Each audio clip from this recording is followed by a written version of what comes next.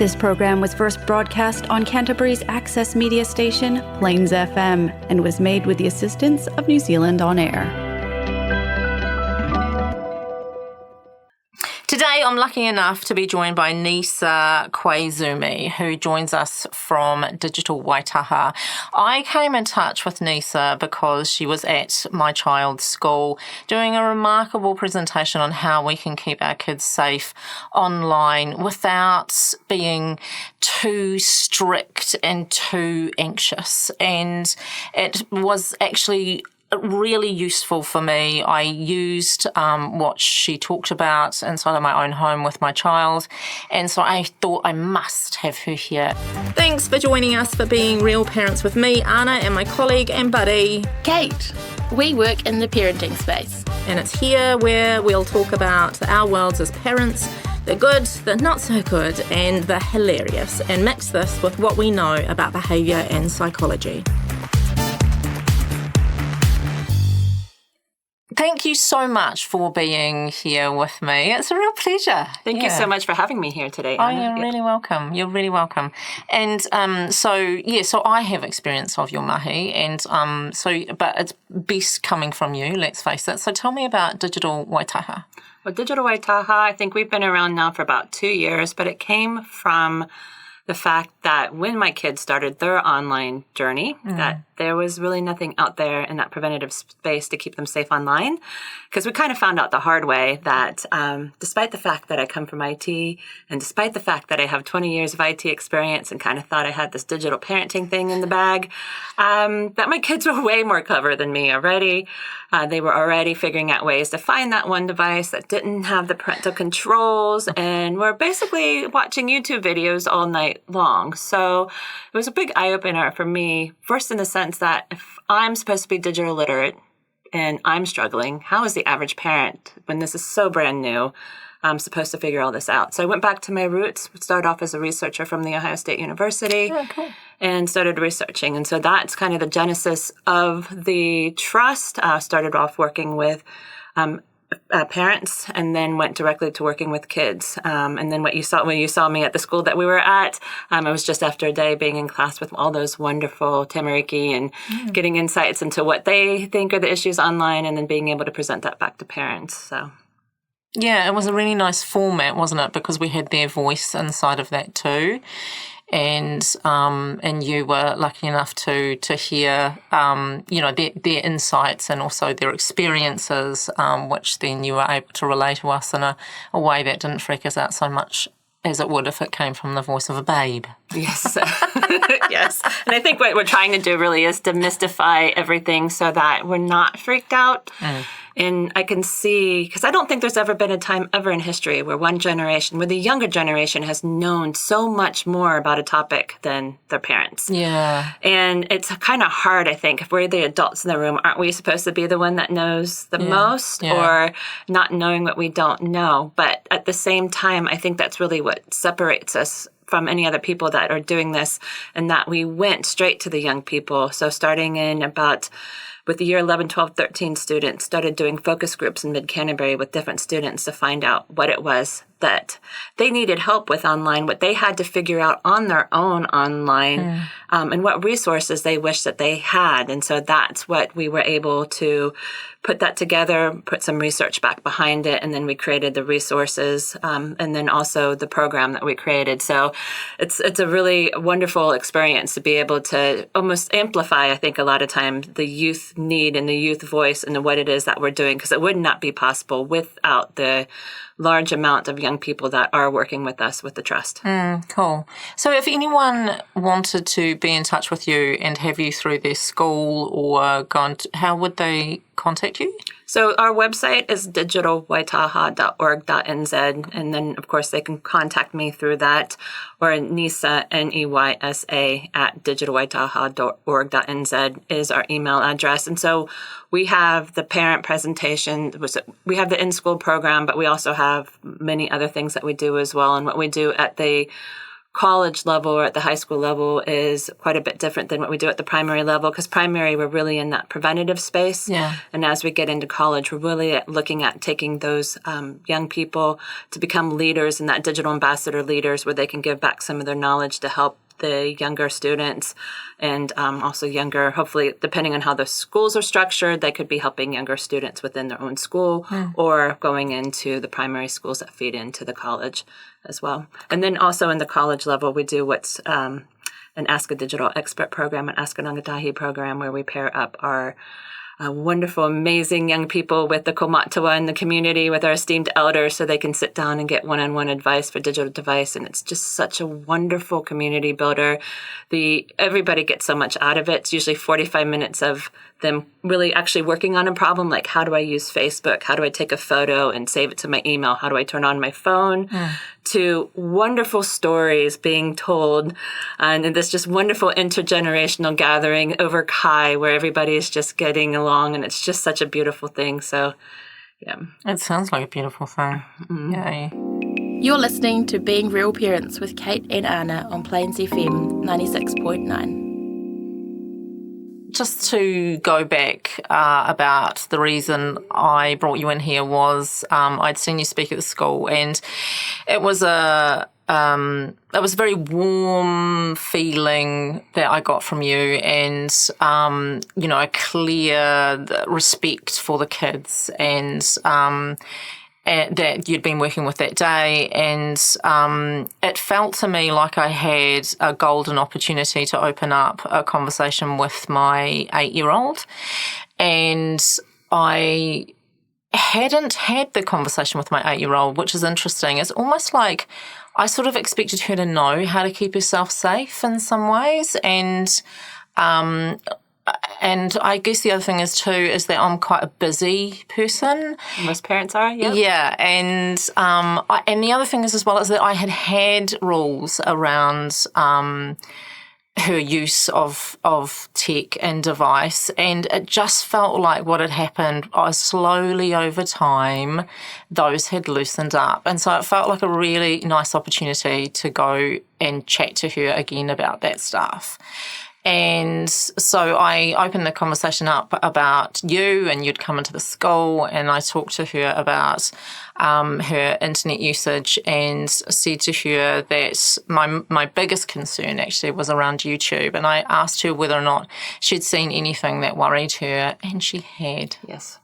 And I had to put aside all my feelings around that and just hear her story of what had happened, and me let her know that actually it's my responsibility to keep her safe, and she hadn't done anything wrong.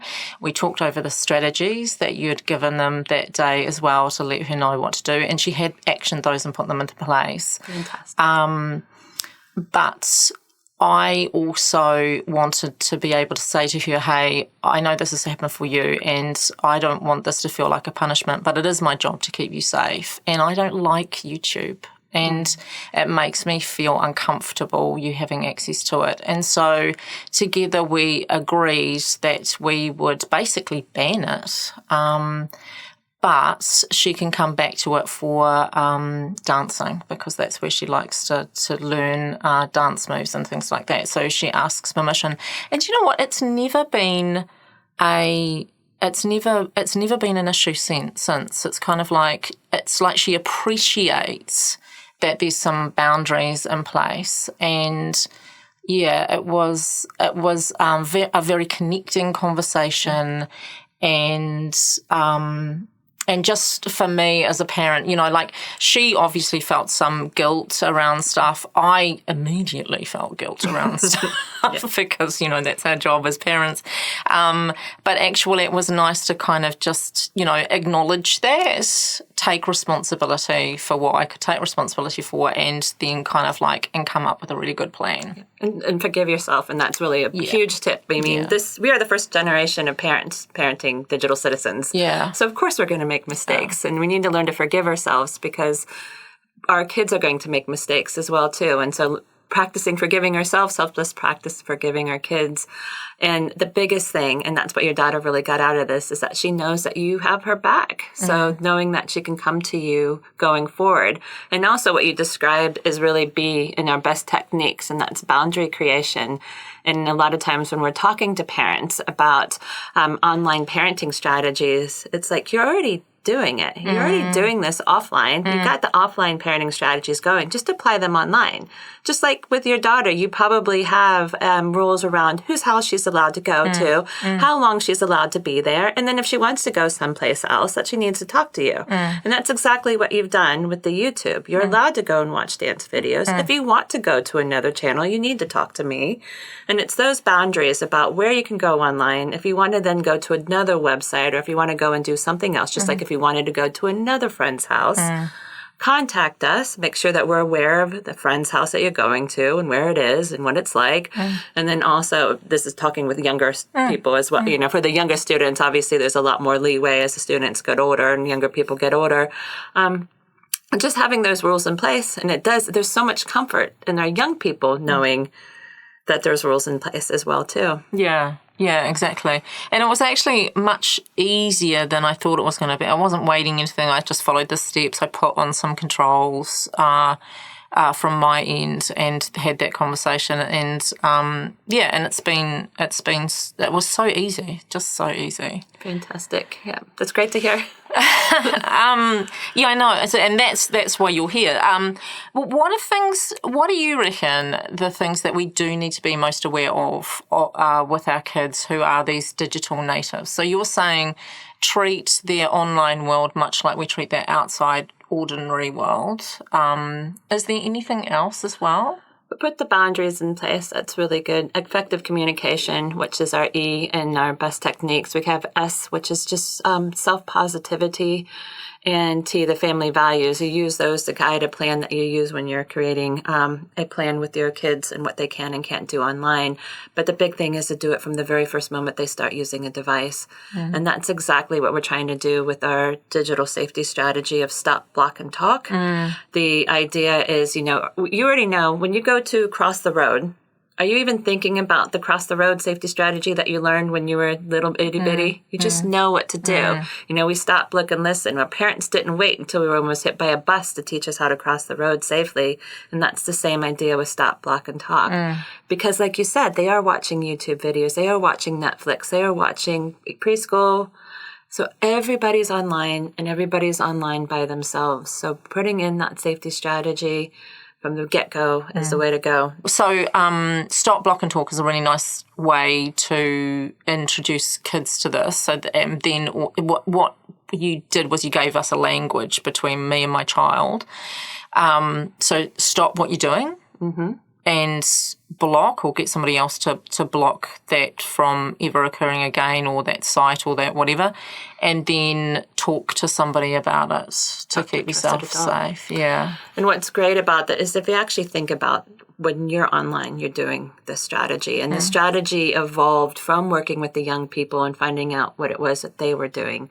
Obviously, the high school students we talked to weren't going, I'm stop, blocking, and talking. But it was the actions that they took. And then we distilled it down to stop, block, and talk.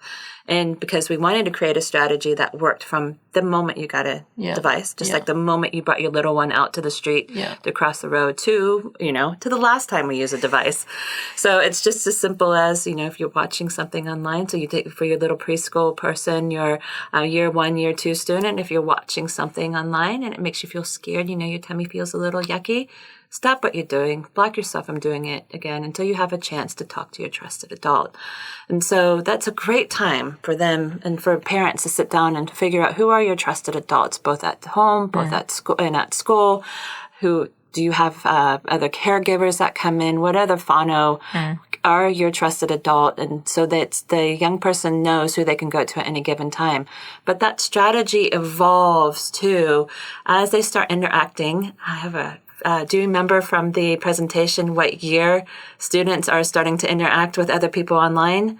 Oh, about 50%. Tinsy winces. Yeah, it was year 2 student. Yeah. So by year 2, they're on Roblox. They're on these games where they're able to interact with strangers online. So how it evolves is that stop what you're doing. So if they're being mean to you, if they're asking you to click on a link to go to another site, if they're asking you for that personal information that you're not supposed to share with strangers, stop. If you need to, sometimes stop, block, and talk always isn't in that order. Something might feel not right. Trust your gut. Go to your parents or your trusted adult, and they might come back and say, hey, why don't we block this? So we block, we'll report the user, and then, talk to whatever group we need to, because this can evolve into digital harm and what we can do in situations where you might be dealing with bullying or you might be dealing with intimate photos and stuff being shared as well, too. So stop, block, and talk is going to be that we're hoping it's that catch-all that you can use in any situation. You just think about it before you go online. It's that pause that you can have so that you always know what to do so that you're safe and well every time you go online. Yeah, that's right. Because, I mean, this is a problem, if you like, that's not going to go away. Right. So, as much as we put in some boundaries, something can always get through on that as well. Yeah, so we're going to continue to have this problem reoccur. So if they've got a strategy where they can come to us and open that conversation, all the better. That's a strategy for life, isn't it? Yeah. Absolutely. And it could actually be used in many different ways because it does. That's right. It does give you that pause, and sometimes we need that extra few seconds before we make a decision. Yeah, that's right. I mean, it's all about keeping communication open with our children, isn't it? And not coming at this with any kind of shame or wrongdoing or or any of that stuff. It's really important. It's so important. Absolutely. And I hate to break it to you as well. You can't just do it once and you're done. Right. It's one of those things that as your young people evolve and what boundaries you need to set with one child might be completely different than another child. I know in our house, in some ways we were reversed. Our youngest got privileges before our oldest did, at least age-wise, because they were ready for some things. And that's a big thing to point out there, too, is that a lot of the age limits that are on these apps, they are basically just kind of made up. There wasn't a whole lot of research being done on, let's say, okay, all 13-years are going to be okay to use Snapchat, because it didn't really understand the unintended consequences of kids using our apps. So it's as new things come out, you don't have to be the expert in the room. You don't even have to know how the app works. It's just ensuring that those levels of communication are open between you and your child, just in case something new comes up on that. Yeah, and continuing to check in with them to make sure they're feeling okay about their online world and that you're there if they need you. Yeah. And because we also, those of us in the room here, probably over the age of 25, so how dare you? Just a little bit, possibly. So we are talking about it being online and offline. Yeah. But our young people, they don't see it as online and offline. It's just their world. I know. They see it like air, don't they? Yeah. It's just what it my is. world. Yeah. And so that's one of the tough jobs that I have to do, is to convince the people that are slightly older than 25 that, when we talk about safety, it needs to include digital safety. Yeah. And when we talk about well-being, Yeah. it needs to include digital well-being. Yeah. I like too that your strategies allow those of us, those parents who feel more lenient about this sort of stuff, to still be lenient but still have that relationship in place so their kids can come back to them if they need to, or those that want to put, some stricter boundaries in place, but know too that, people will get through those. And so, but still having that, ability for kids to come back to them and communicate their concerns. So it kind of gets rid of that, for me, I feel like it got rid of that kind of like, I've got to be stricter. Yeah. Or, oh my God, I'm so anxious, about this. And it was kind of like, oh, phew, okay, cool, we've got some things in place here. She knows that she can come to me, and I feel that, like, since we've had this conversation, I've got permission now to just check in. Yeah. Absolutely. The family values are what should be used to guide you. And that is, some families do want to be more restrictive because that's what works for them. Yeah, quite. The only thing that I have to say is that at some point, though, if you want to be, or if you're feeling that you need to be completely restrictive and you're going, all right, that's it, we're giving up all technology and we're moving out to the middle of nowhere, Can't really do that. There's no jobs. There's no opportunities anymore that doesn't require some online presence. So at some point, we're going to want to give our kids the space to make mistakes online when they're still in that safe environment. And especially now as schools are starting to ban phones, the only safe environment for them to make those mistakes will be at home. Oh, that's a really good point. That's a really good point, actually. One, they actually do need this digital world.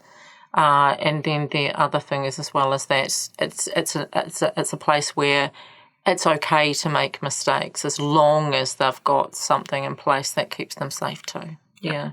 And they're going to make mistakes. So, yeah. Yeah, quite. I think if we come across knowing that, hey, some things are going to happen, and I know this is probably not out of scope of what we're talking today, but there is a list of stuff. So when I go into schools and the students do bring up the things that they come across online, I pretty much let the students know, starting in year about 4 or 5, that this list that you came up with today, you or one of your friends or somebody that you know is highly likely going to be dealing with these things at some point. So if you have the safety strategy in place, then you're able to nip it in the bud way, way, way early before it becomes a big problem. Do you think that, like, I'm just thinking about the outliers here in terms of, so there's parents who can be really strict around this sort of stuff. Is there any impact on kids in terms of their digital use as a result of that parenting? I can tell you from a school point of view, when they've gone to ban phones, what it's done is made the kids way more clever on how to get around it. So the kids have different ways and different methods to still continue to be able to use the different apps and stuff that they use on their phones within the schools. Because they'll always be smarter than us. Yeah, they are smarter than us. So, I mean, there's definitely a lot of evidence out there that, well, how about this? So when we go to different schools, we have surveys. And all the schools that we've had that's done the surveys, where the parents have completed one level of surveys and the students have completed surveys. So we have a really good amount of data here. The parents inevitably always think that they have way more restrictions than they do, than what the kids say. So, yeah. That's so interesting, isn't it? And then on the other end of that, regarding parents who are really lenient in this area, is there any evidence here that we might see children behaving in another way? Tough question. So it's a tough question because a lot of it has a lot to do with the student themselves or the young person themselves and what they're capable of doing.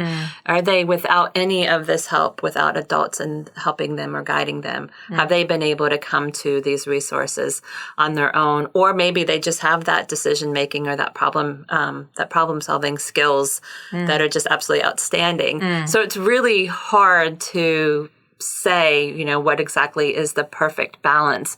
But the one thing that we do know is, at least in the education space, if we educate all the students, we give them the preventative digital safety strategies, it really doesn't matter if they come from a very restrictive home versus one that isn't quite as restrictive, because in this case, you're basically talking about restrictions on what they can and can't do on their phones, typically verbal or even through parental controls.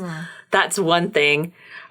What we're doing is trying to give them the tools that when they inevitably come up with something or deal with something online, they can do it. So they are two different things. Yeah. So the big thing is no matter what the situation is at home, is just ensuring that our kids know what to do when they come across something. And it's definitely not a good idea to just say, oh, if we don't talk about it, it won't happen, because evidence is out there that it doesn't really matter. If you're really, really strict and you're really, really protecting, they're still going to see it, because even though your home might be, you probably have family and you have friends. Yeah. So they're probably going over to their house and your friend's house, and they're seeing the stuff, or seeing it on the bus, or seeing things and doing things, and their friends are talking. I mean, it's constant chatter about what they're seeing and what they're doing. Okay. Good It's answer. more along the lines of, stuff like Snapchat. If you want to there's individual apps and stuff that I would recommend, like waiting. Like if you're on Snapchat, there's a good chance that if you have a daughter on Snapchat, she's seen a dick pic. That's just statistically speaking.